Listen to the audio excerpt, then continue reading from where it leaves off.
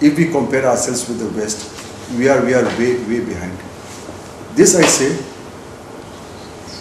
say because what is the per hectare usage of nitrogenic fertilizer and phosphatic fertilizer? It is less, and you will be surprised to know that here, if we compare from China or from America or Japan, we are way behind them. So the application of fertilizer in the correct dose, that is one reason, and then the balanced use of fertilizer is another reason. The fertilizer which the soil requires has to be put, not that we put fertilizer just for the heck of it. So that balance has to be maintained. The third is the quality of seeds which we are putting in our farms.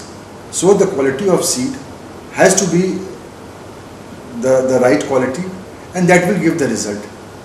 Now other things like water and the climate, they are also important, but these two things, the proper use of application, the proper application of the fertilizer and good quality seed, these are the two major factors which is still not available to the Indian farmers, and that is the reason for the lower productivity.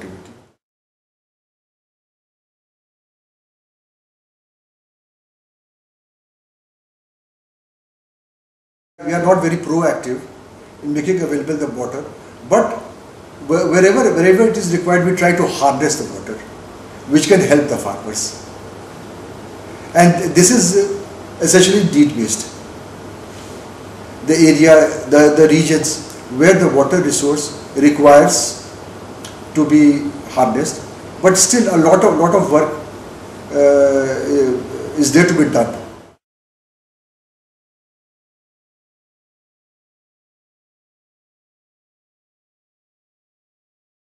As far as climate change is concerned, KRIBHCO is doing in a very small manner.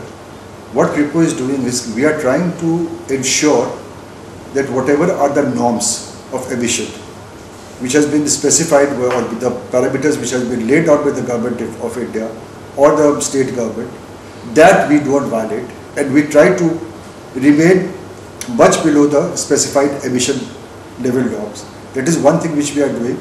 Secondly, we are also trying to go into non-conventional energy.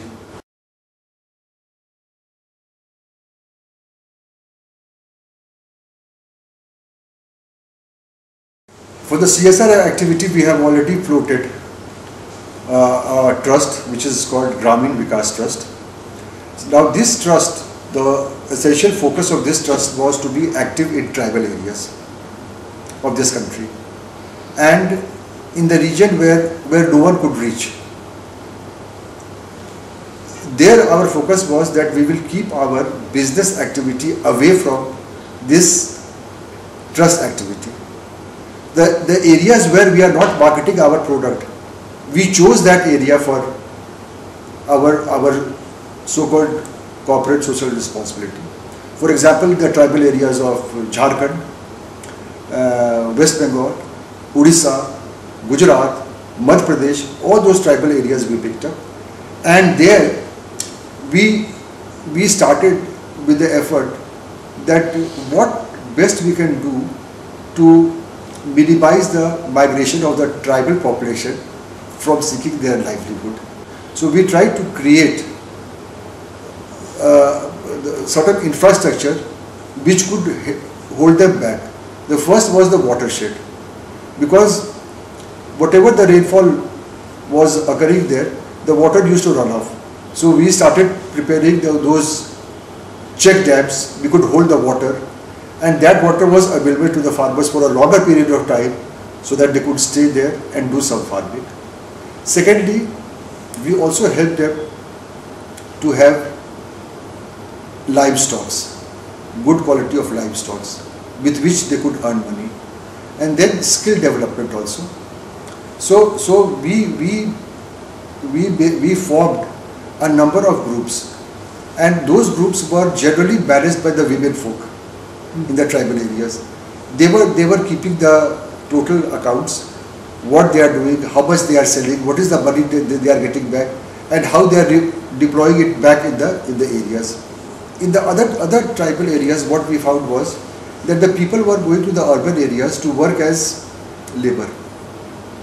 They were being exploited by the contractors. So the problem was so acute that they were being harassed by the local policemen. They were denied payment by the contractors. So we started that we will give them identity cards. We got in touch with the district administration and we said that although they are migrant laborers, but we know from where they are coming. We stand for their good behavior and let them work. And please ensure that they are not exploited. That made a very big difference.